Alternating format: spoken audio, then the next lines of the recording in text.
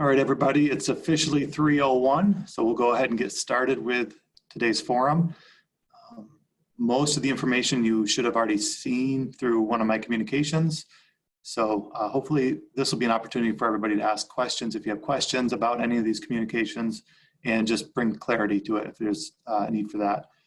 Reminder, if you could hold your questions to the very end, that'd be helpful. That way, during the presentation, if I answer some of the questions, I don't have to kind of scroll through that. Also, I'll be checking my phone, making sure everything sounds good. So far, things sound good. I have some folks out there that are letting me know how it sounds. So I'm not texting, I'm just checking on the updates. So you know the routine. Let's just jump right into it. Let me share the screen and we will get started. All right, here we go. You should be able to see this just fine. So welcome, our 3 o'clock session. This will be for staff and community members and students. We didn't break it up this week simply because the content delivered is very similar between the two groups. So we wanted to keep us all together, and we have an event going on tonight that we would be able to free people up to attend. So the first thing is, remember to social distance. Avoid handshaking, hugs. Make sure you're maintaining 6 feet of distance from one another. Try to work remotely when and where you can. Avoid crowds, stay at home, and continue to wash your hands. It's the best method. Face coverings are required when out in public, and you can't maintain 6 feet of distance. People have been great about that. Just a quick comment about the face coverings. Student government at the Academy will be selling Canandaigua custom face coverings. Be on the lookout for that link. I think it should be coming out any day. There's a limited quantity, but these are washable face coverings with our logo on it. So look out for that. Thank you, Student Government and Roberta Biddle, for putting that together.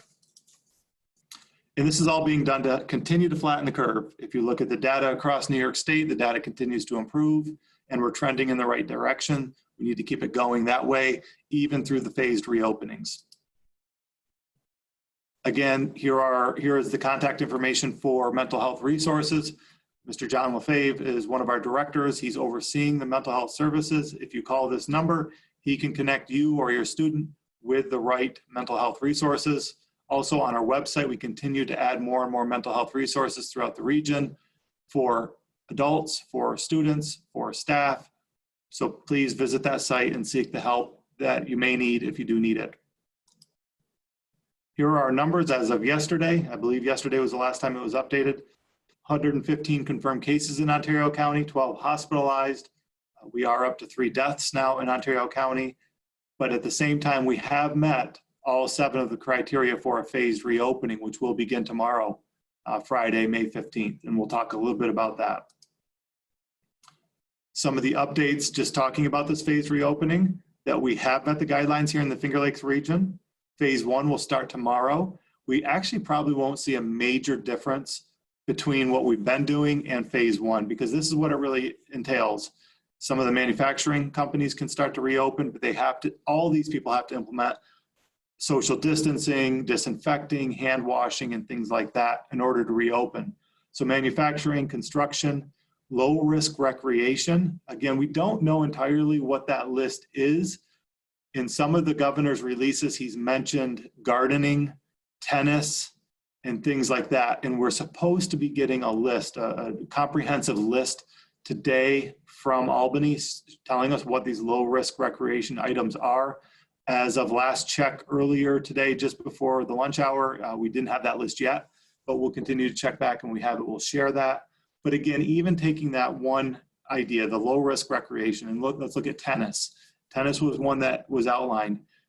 We still have to have, where tennis is occurring on tennis courts throughout the community, a posted sign with the rules going along with using the tennis courts, maintaining distancing, and hand washing and things like that still need to be maintained. So there'll be rules posted wherever these items are allowed to happen that you have to follow in order to continue to have these things at your access or allowed.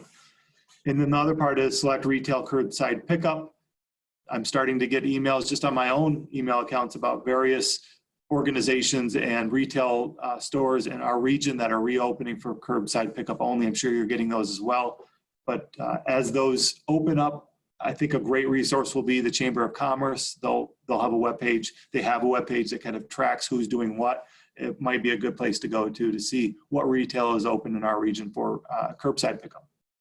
We're still waiting to hear about summer school programming and summer programming in general. Remember, Governor Cuomo said he'll make a decision on that at the end of May.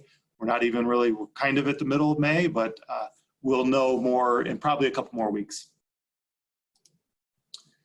Again, this is the phased reopening plan. As you'll see, education is down here on phase 4. Each phase is about a 2-week timeline to see what our infection and hospitalization rates do. Do they stay steady and plateau? Do they continue to decline, or are they on a growth? And if during one of the phases, the infections and hospitalizations grow, then they'll scale back in all likelihood of what's allowed within that phase or step back a phase. We don't entirely know, but that is what we're led to believe will happen.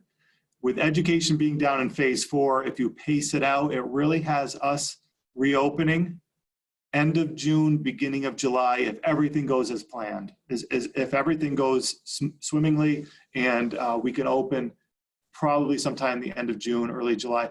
But I say that we also will keep in mind when these things reopen, it's not just reopen in business as usual. There are things in place that we have to abide by, at least as we're being told right now. For example, still need to maintain social distancing, still need to make sure there's disinfecting happening, still need to reduce capacity. And so I'll just use, for example, education. Maybe that happens at the end of June, early July, and we're allowed to reopen, but we can only operate under 50% capacity of what we usually operate under. I'm just using that as an example. I don't know if that's really what will happen, but these are things we need to consider and plan for and work into our reopening plan. And that's something we're working on right now, is our reopening plan. Put a lot of effort into how do we close the year out well and honor the things we need to honor and honor our traditions. That's been a lot of time. It took a lot of time, took a lot of energy, and it still does. But as we're managing that, as a leadership team, we talked about a little bit via email today, we need to start really ramping up our reopening plan and doing both simultaneously. So that is what we'll tackle significantly next week.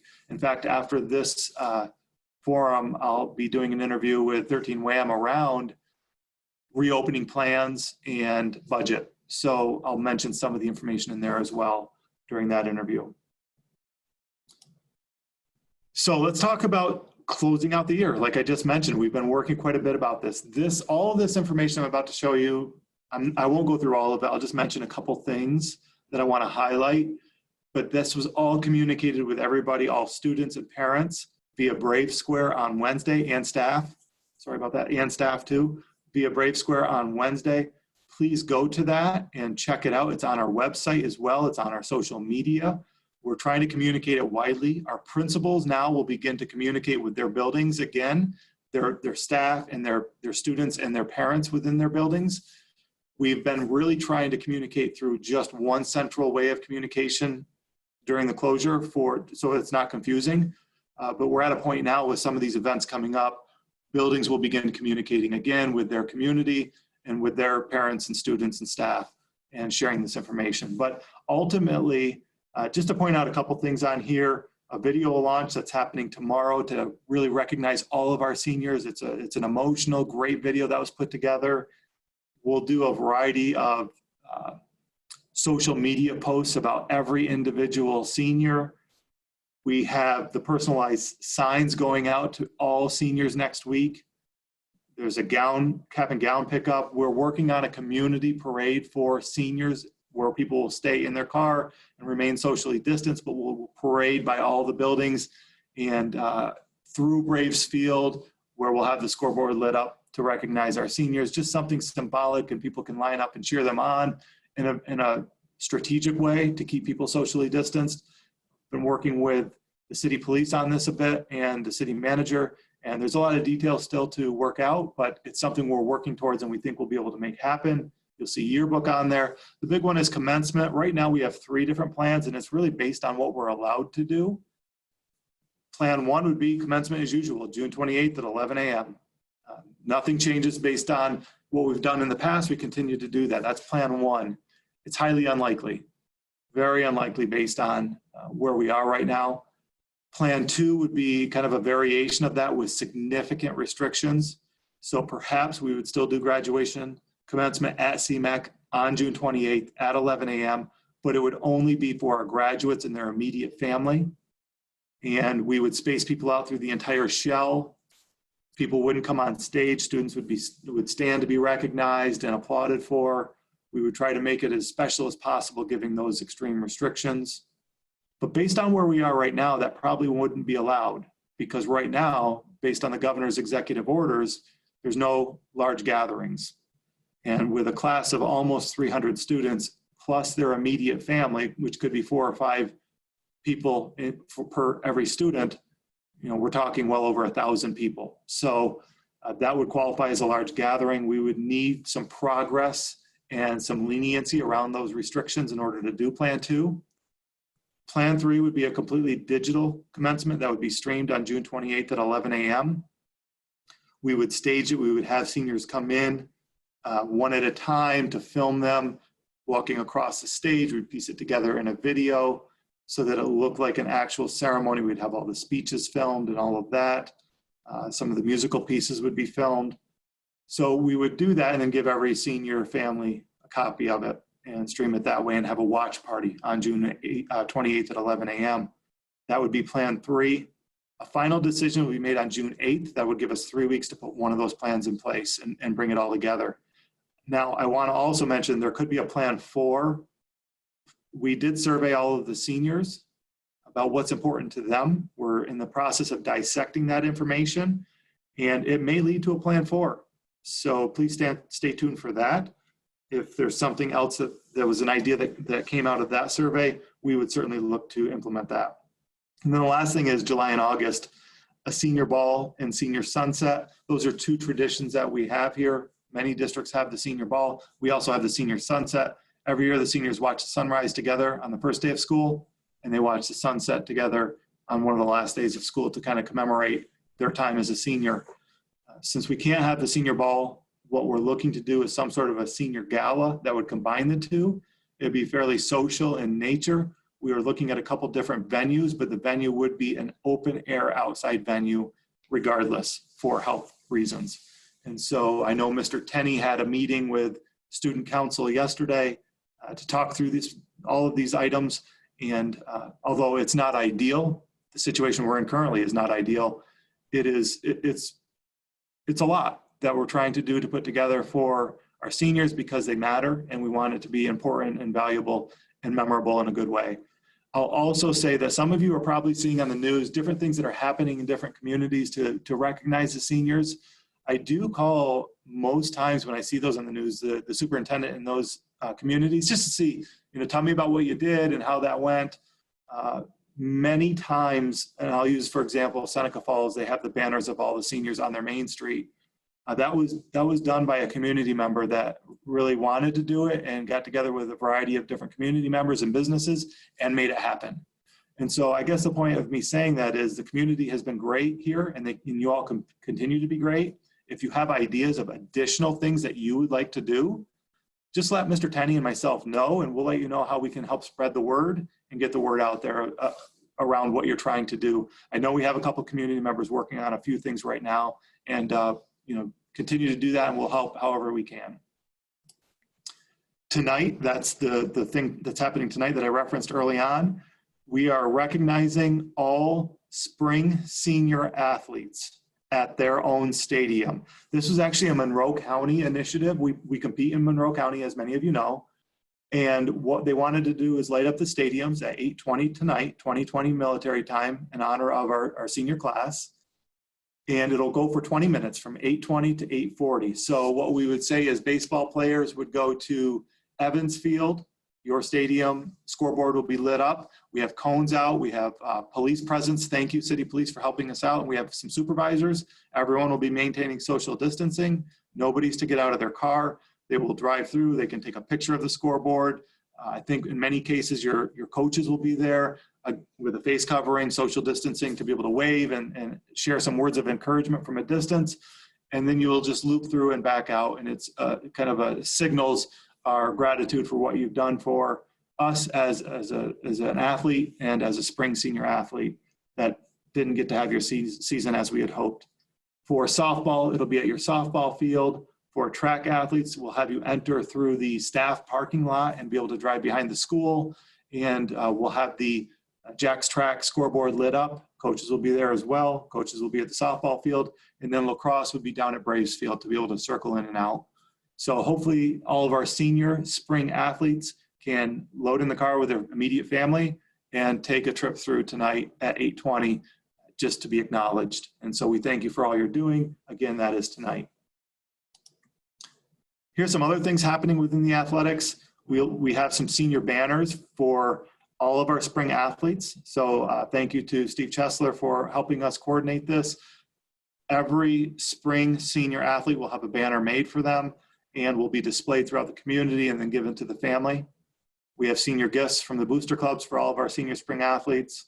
We're putting together what's called an Adobe Spark page for recognizing award winners of our athletes. So we'll be doing kind of a spotlight on spring senior athletes and doing some of the awards through this as well. And then recognition handwritten note from the Monroe County League chairperson and your athletic director, Mr. Jim Simmons, will be going to all spring senior athletes. These are some of the things we're trying to do to recognize the folks that lost their season that we hoped wouldn't have. Primary school, so the last 3 Fridays of the school year, there'll be a different theme for each of them. There'll be a virtual art show, field day, and flag day ceremony on those days. Again, all of these things that I'm outlining are tentative, and they're just dates right now. The times as we get closer will be shared by your building principal, so we'll be on the lookout for the exact time. And then also know on those fun Fridays, those last 3 Fridays, the Thursday night before will be a pajama read aloud with our primary school librarian, Teresa Keys. So make sure that you tune into that and get to enjoy that evening. Our elementary school has a few different things. They have award ceremonies, an award ceremony on June 5th. That's for 3rd graders. It'll be a virtual ceremony through Zoom. There'll be an art show as well, as the primary school has that as well. There'll be a 4th grade award ceremony and a 5th grade award ceremony. Those will be done over Zoom as well. And then yearbook distribution will be sometime around the week of June 15th. It's really dependent on when we get the yearbooks in for all buildings, when we can distribute them. So be on the lookout for the exact details, but that's some of the things that they have planned to finish out the year. The middle school, again, yearbook pickup, we hope is during the locker clean out. Details will come, but again, we're waiting on those yearbooks to come in so we know if we can do that or not. The 5th grade student visits and parent night, we really hope we'll be able to do it in person over the summer. So we're holding off, hoping that will happen. If it can't happen, again, we'll have to do something virtually later in the summer, but we're holding off on that with hopes that we can do it in person. We have an award ceremony, actually 2 of them, one on June 15th, one on June 16th. Those are traditional award ceremonies. We'll do those, and those will be done on Zoom. You'll have the exact time as it gets a little bit closer. Every year, one of the best traditions I really love here is the 8th grade walk up to the academy. We usually do it right around the end of the school year in June during the school day. Obviously, we can't do that this year. We physically walk all the 8th graders up to the academy, and they're welcomed by the academy staff and administration. It's a great event, and then they have ice cream together.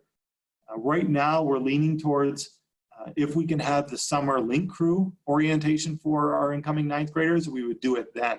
They would start at the middle school, walk up, and then go right into the link crew in the gymnasium, which is a great tradition as well. We'd like to be able to do it that way, but we don't know if we're going to be able to do link crew this summer still, because that would gather all of the class, which is nearly 300 kids, plus the link crew coordinators and staff. So probably talking about 500 people coming together. We're not sure we can do that. If we can, that will be the plan. If we can't, we'll have to come up with a plan B. We have some things in mind, but none of them are perfect. Perfect would be being able to do what we've done before, but we're not in that situation. And so again, Mr. Arthur will start communicating these items to you as the specific time as it becomes closer. The CACC, they have 2 events coming up this week. May 19th, both of these things, there'll be a senior recognition and sign delivery. So they'll be receiving their personalized yard signs as well. And all student materials will be brought to them as well during that time. And so they have a couple special things planned. I don't want to ruin the surprise, but just know that there's a couple things happening during those deliveries. So look forward to it and be ready. Staff has already all been emailed by their building principal about when they can come in and start cleaning out their rooms and preparing them for summer clean. Students, you'll be getting your email soon with your logistics. I don't believe you've received them yet, but you will be getting your specific directions within the coming days about when you're coming in to clean out your lockers, or maybe your lockers are already being cleaned out for you and it'll be just a curbside pickup. It's a little different in each building. Your building principal will communicate the plan to you. And then at the primary elementary school, I know you don't have lockers, but you do have a desk with all your supplies, and around the room you have supplies as well. And so they're also communicating how you can come in and get all of your supplies as well. So be on the lookout for that. Your principals will be communicating it soon. But again, when you do that, what we ask is a number of things: social distancing, face coverings for everybody, students and staff, and parents. If your student is younger and at an age where they need to be escorted to their room to get their supplies and belongings, we ask that only one parent come, just to reduce the numbers, and not that both parents and siblings and everybody comes, and now we have a lot more people in the building than we needed. We're really trying to limit who comes in, but face covering, social distancing, and we'll have hand sanitizer set up all over. Oh, I want to go back to that because someone asked last time, what if your child has a compromised immune system and they're not comfortable coming in to get their belongings? We understand that. Just email your building principal and they'll arrange a pickup. Meal distribution is continuing just as it has been. We're serving a little over 200 meals per day, which has been great. I do have some more gift cards. They continue to come in, which is just unbelievable. So I'll package those and have those ready for redistribution next week.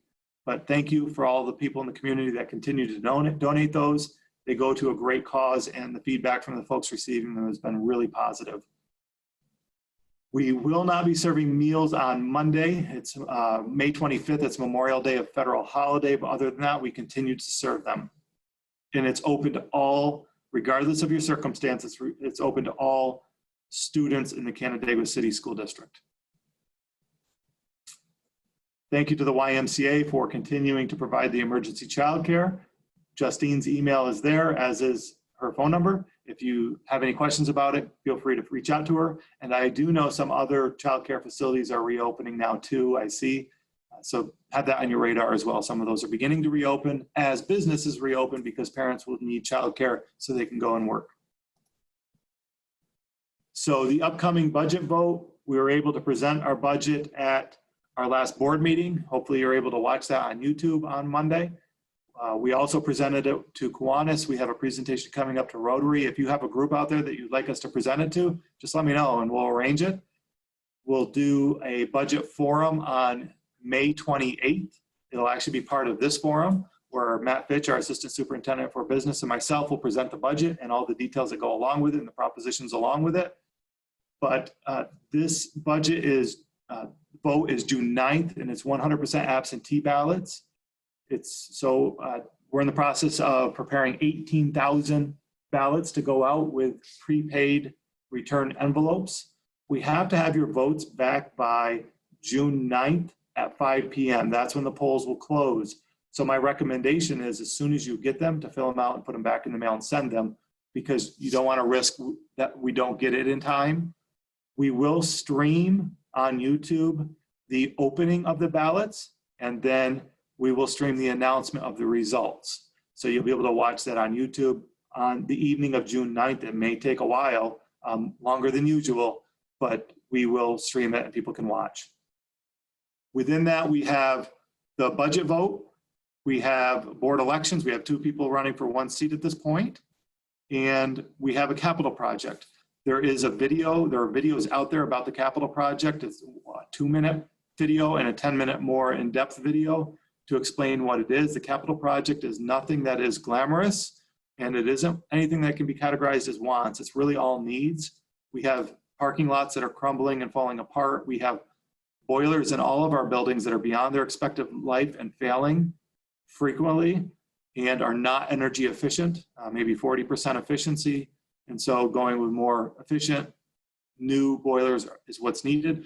All this work is really based upon a building condition survey that we have to do legally by an independent evaluator. They come into our buildings and they evaluate where our liabilities are and what needs to be addressed. And so this will address a lot of that, but nowhere near all of it. We have some old buildings. We have some beautiful historic buildings, but they're old and they need to be maintained. And so actually this project is called the Asset Preservation and Safety, because everything we're doing on here is just preserving our assets and providing a more safe learning environment for students. And so again, please watch those videos. They're on our different outlets. I'll email the links if I haven't already through Brave Square, but please check those out. It really will provide a lot of great information about the project. And again, I think I've said enough about that slide. And then ultimately, it is Transportation Appreciation Week. I love this picture of our transportation crew and the fleet behind them. They work so hard. Thank you for all you do. I always say teaching is so hard in so many ways. You have a class full of 20 or 30 kids in front of you, and you're really trying to navigate a curriculum. And then I think about our drivers, and I think about our transportation department, and they have 50 or 60 kids behind them, and they're trying to navigate the roadway. And sometimes it's during really poor weather. And I couldn't imagine a better group of folks to entrust our kids on their transportation devices. My own kids ride them. They're just fantastic. They're great. I can't say enough about them. So thank you to our transportation department and all that they do for our students. I know that week is coming up next week, but just wanted to get it out there a little bit ahead so everybody knows. So I am going to stop sharing the screen now, even though I love this picture, and look to see what kind of questions we might have and see if I can answer. So again, if you want to ask questions, there's a Q&A button. You just click that and you can type in the question and I'll read those questions and try to answer them. So thank you. I'm not sure who this is coming from. It looks like from the city of Canandaigua. Oh, it's Danny, thank you. Just saying that in the city of Canandaigua, the low risk recreational activities could include things such as tennis courts at Baker Park and the Canine Campus, the dog park, things like that, which is great to know. Again, I don't have the list from Albany about what the low risk recreational activities are, but maybe somebody does, and it includes those items for us.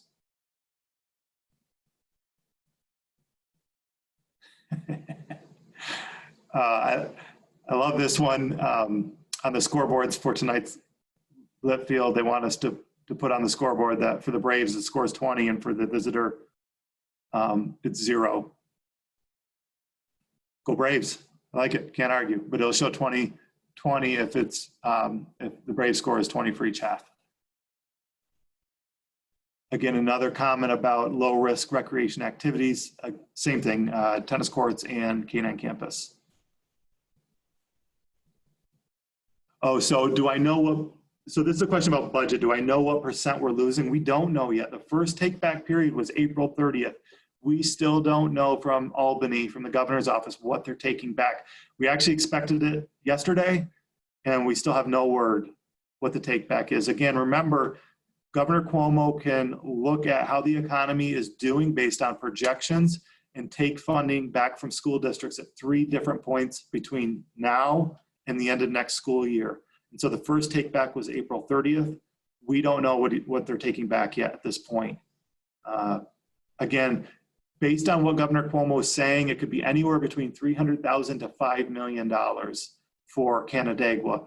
Everybody's formula is a little bit different at every district, but what I can tell you, all public school districts in New York State, there's a low end that will hurt. For us, it's 300,000, and there's a high end that will devastate. For us, it's 5 million. Every district is facing those same calculations that will hurt up to devastate. We don't know what we're losing yet. So during the budget process, for those of you who have seen our budget so far, or maybe watched the board meeting or part of Kiwanis, Again, we'll record a budget presentation in the coming week and make that available to everybody as well, and do a public forum in this format. You'll see that we've actually, through attrition, reduced around 10 positions. So that means people retiring or leaving to take a job elsewhere, and we're not replacing them. We're just going to have to do things differently because we can't afford to replace them based on this budget situation. And that's led to a savings of about $600,000. That helps. That certainly helps. But we're also contributing almost $1.8 million from fund balance and reserves to fill a budget gap. And you can't do that forever. To kind of relate that to your home, if you're paying your mortgage with your savings because you can't keep up, eventually your savings is going to run out. Well, that's what many school districts are faced with having to do right now. And we're not exempt from that. That's what we're doing too. So it's a great question. Will you be communicating about September as decisions are made? We will. Like I said, we've worked really hard to look at the details and close this year out properly.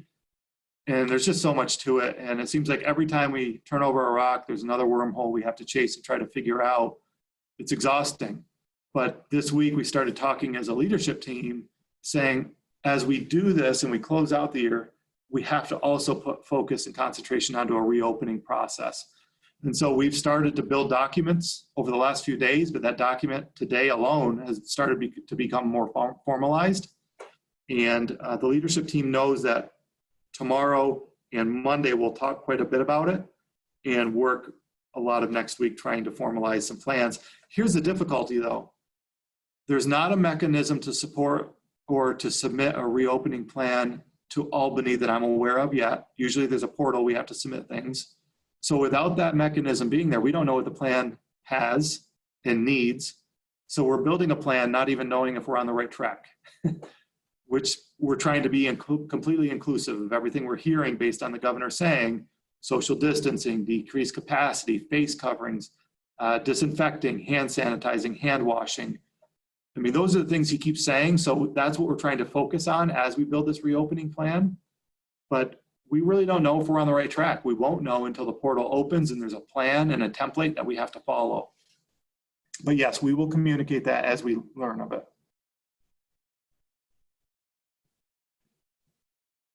So lunch will be served on the 22nd. This is a question about the 22nd. If you looked at the school calendar from Memorial Day weekend, we had the Friday off, 22nd, and Monday off from Memorial Day. I will communicate specifically about this to the entire community tomorrow, but this is what my plan is, and this is what I'd like to see us do. We will serve lunch on 5/22. We have to. We're required to.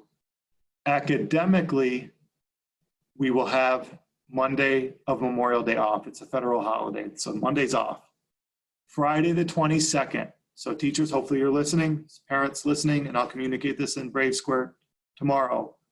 On Friday the 22nd, what I would prefer that to be is a makeup day where teachers, they don't assign anything new for Friday. So as you're preparing the learning guide for that next week, only prepare new content for 4 of the days. The 5th day, Friday the 22nd, is a makeup day for kids.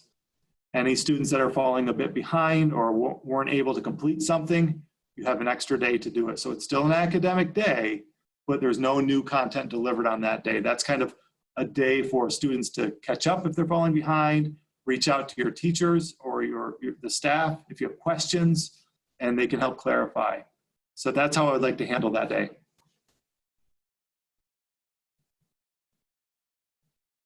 Coaches can be at, so this is a question saying they're having a hard time understanding why coaches, can be at their respective fields tonight, but teachers cannot be at schools for material pickup. So for a couple of reasons. Number one, this isn't tonight at the stadiums, it's open air, it's outside.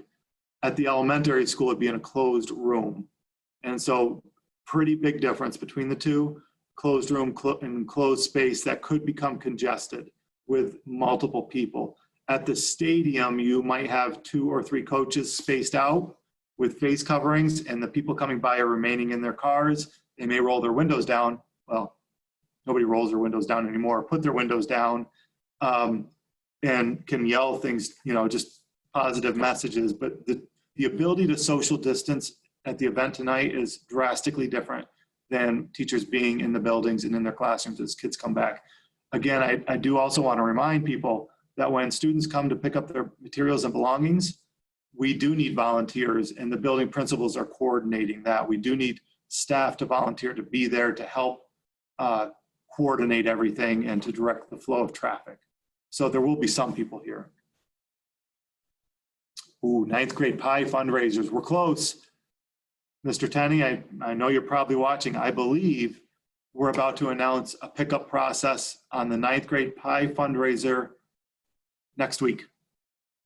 I'll see if my phone buzzes, but I think next week is the last I heard. We may be ready to start distributing those.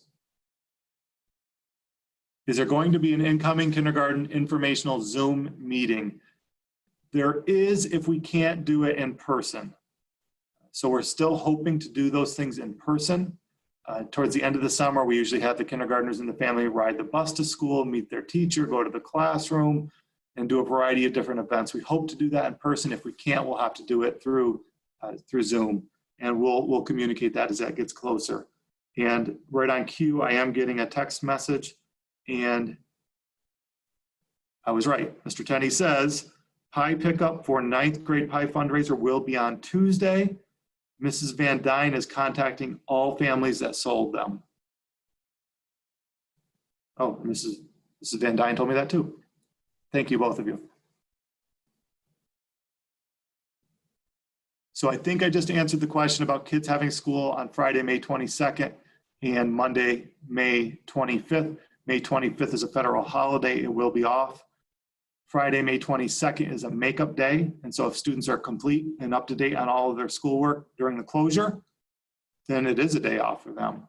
But if students need to make up and finalize some things, it's a day where students should be finalizing. So it is a school day, but it's more of a makeup day for kids who have fallen behind.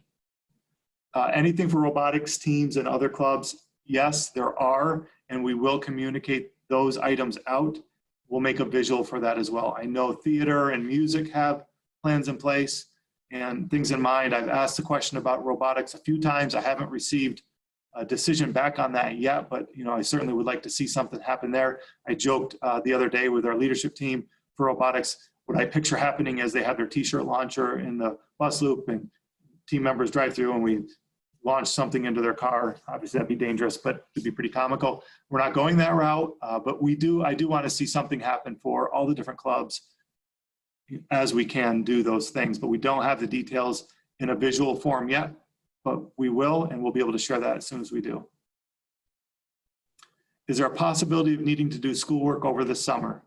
So to finish up this school year, there shouldn't be. But if students need to take summer school at the academy level, we're working on a virtual summer school option. We don't know if there'll be a summer school program available at the other levels. That, again, Governor Cuomo will rule on that at the end of May, whether we can have summer school traditionally or need to come up with something that's more virtual and through Zoom or a variety of different formats. But we don't think you'll have to extend this school year into the summer just because. What we're being told is it'll end, when it ends, when we reach the 180 days. My plan is next week to be able to communicate to everybody in the community when the last day of school will be for staff and for students. So that will be a communication coming out next week. I'm working on the logistics around that, and we're close to having a final decision and determination made on that. But we don't anticipate anybody having to work over the summer schoolwork-wise unless they had to take summer school. Oh, I just answered that question, the last day of instruction. Any idea when? I do. I think we're going to have an answer for you next week. We're close. Remember, we worked over spring break. And so those 5 days over spring break, we worked and kids went to school, have to be backed off from the end of the school year because we have obligations that we have to meet. So we're at least we have to back those off. I think for staff, and here's a little glimpse, I can't guarantee this, but this is tentative and draft. I'm gonna just kind of leak it right now. I think for staff, it'll be about June 18th will be their last day. I think for students, your last day technically will be around June 16th. Because remember, staff or students, we have to by law get you to 180 days. So June 16th would get you there minus the conference days. But I think we need to stop new instruction right around June 11th or 12th so that it gives a couple days, 1, 2, or 3 days for cleanup batting. So where students and staff can work really together if they're still missing work to help kids cross the finish line and get all their work done. So when they're done on June 16th, it gives the teachers 2 days to kind of do their final grading with the rubrics and determine what the students' final grades were. So again, I think for staff, it'll be around June 18th. For students, it'll be around June 16th, but new instruction will end somewhere around June 11th or 12th. Again, I'll formally communicate this with you next week once I solidify everything. This is just kind of projections and draft right now. You're welcome, Rebecca. It's a team effort. We have a lot of people working on it. Oh, I like this comment. I mentioned tennis and gardening, and the canine park is open, but how could I forget pickleball is also open? That is, I can't forget that. That is a really important thing. People love their pickleball. It is fun.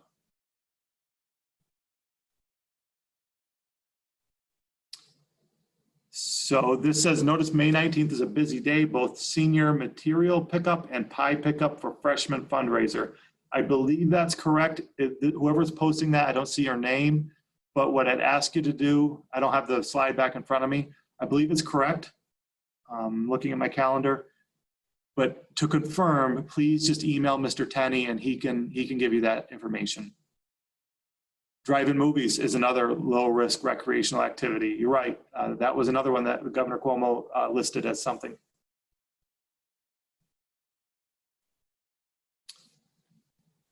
I'm sorry, I'm getting a text. I think it's probably about pickup. What was that senior pickup question mark, Mr. Tenney said. I'm not sure either, Mr. Tenney.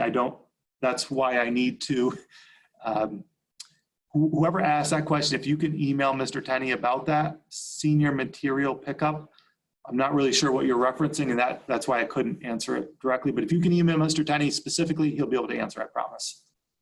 Driver's education money is due around this time. I would say,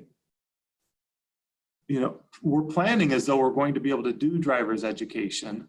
We won't know for sure until the end of the month when Governor Cuomo makes the decision about it.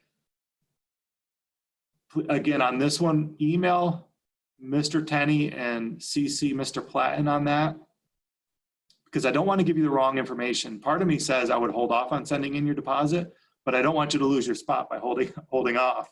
I know that the spots are limited. So please email both of them and they can give you the exact information on that. Yes, budget presentation, 6 p.m. on Thursday, May 28th via Zoom. We will be doing that. That's correct. Oh, I see. So this is what they're saying on the scoreboard. They want the Braves to say a score of 20, period number 2, guess 0. So it looks like 2020 going across. Respect with that idea. I like it. Is it safe to say that fall sports will not occur due to COVID-19 in our current situation? I sure hope not. I hope it's safe and fall sports can occur. We have no, so your question is it safe to say that they will not occur? I wouldn't say that. I wouldn't bet on that right now. I have no idea what will happen in the fall.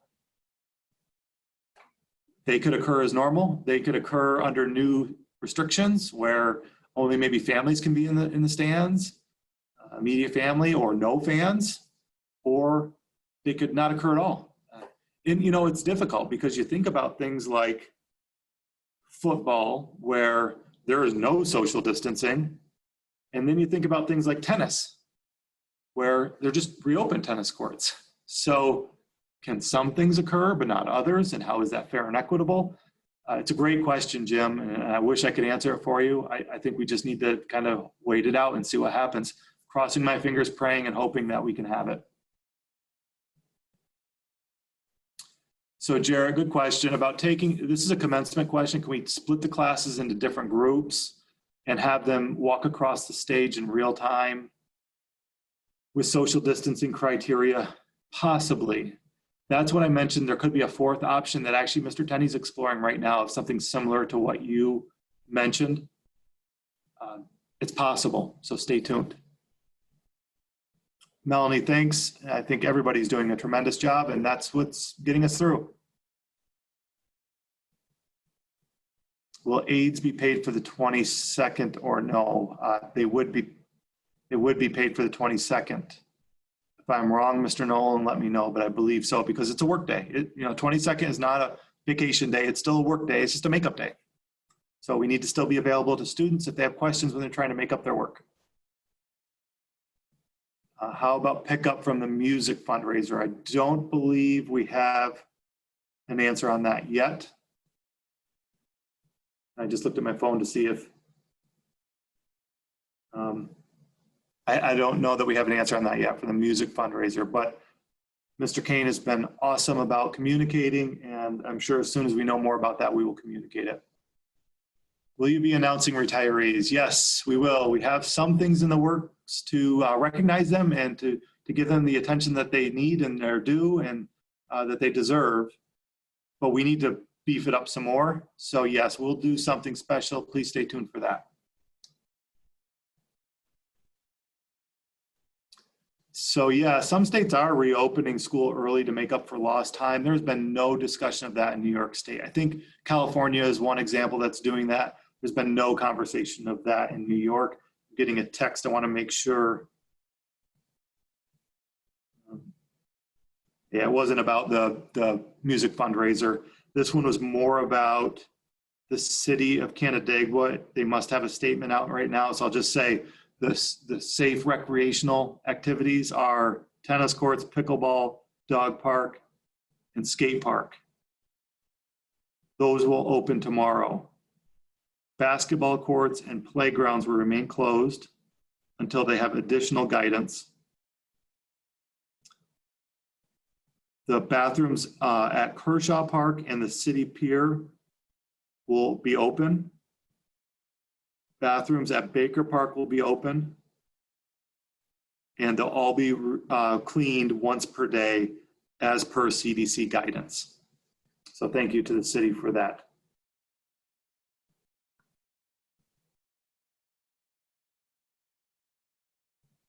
So a question about, has anyone thought of offering remote learning for the fall to families worried about COVID in a less traditional setting?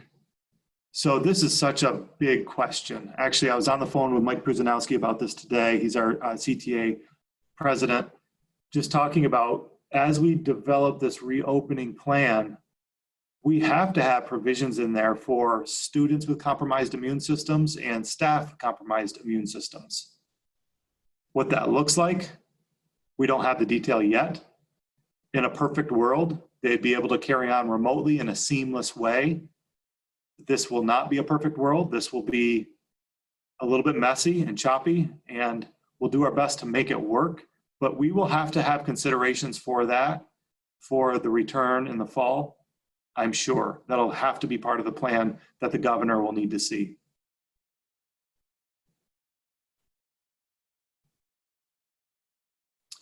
So this is a comment just saying senior material pickup is not on the 19th. Again, I think there's just confusion about that. So if you can email Mr. Tenney, he'll be able to clarify that. Any update on refunds from the Washington trip? So the Washington trip is the 8th grade trip. The Nashville trip is the music trip at the Academy. We've received some of the refund checks from the tour companies. We're still waiting on some. As soon as we have those, we will redistribute those to families. I'll just say for the Nashville trip, for example, we're still waiting for a refund check from one of the organizations that was doing that was part of the travel company. We've not had luck getting that money back. So we're continuing to advocate. We do have our legal counsel on it as well, and we're working to try to make this happen as quickly as possible.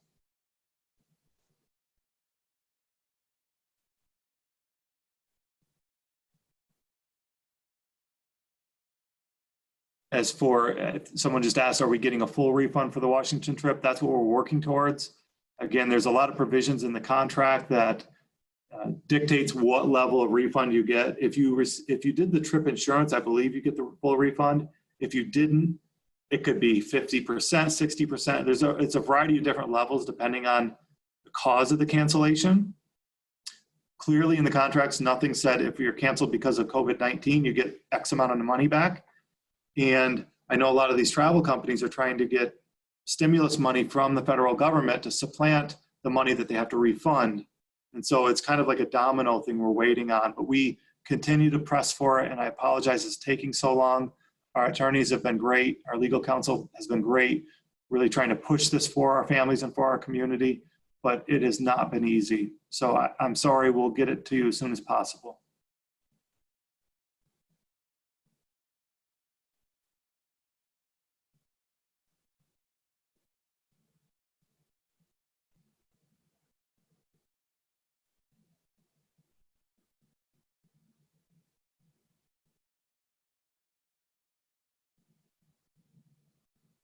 So this is a post, sorry it was long, from one of our community members. Just, I think, I'm not sure why they posted it, but maybe they just want me to mention that a lot of the COVID cases in our community are associated with the nursing homes. In fact, almost a lot of them are, most are, and almost all of the deaths are as well.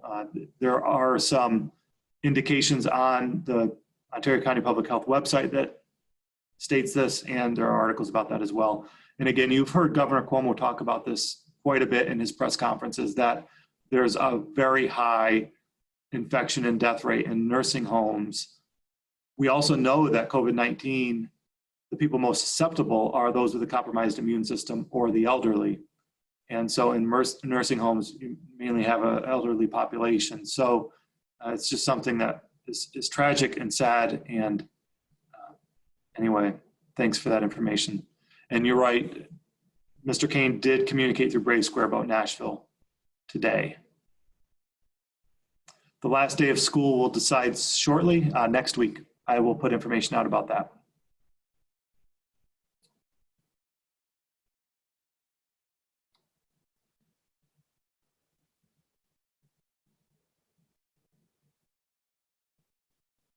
So someone was trying to fill out the form for the Washington trip and had a question about it. What I'd ask you to do is email Mr. Jensen. He's the 8th grade assistant principal about it, and he can bring clarity to it. He's been working really hard on this. So give Mr. Jensen an email and he'll help direct you with that form that you're filling out because you had the insurance, it sounds like. Okay, I got through all the questions. I thought this one might be a little bit shorter, and that's okay. We have 7 minutes left, and that gives me time to transition to the interview with 13 WHAM about our budget and about our reopening plans that we don't really have. So it'll be an interesting interview. Oh, one more question just snuck in. Chances, in my opinion, as to whether or not we'll be going back to school in the fall, I'm assuming it would be strictly a guess. I sure hope so. I've never gambled a day in my life, but if I was, I would gamble on that we'll be back in the fall.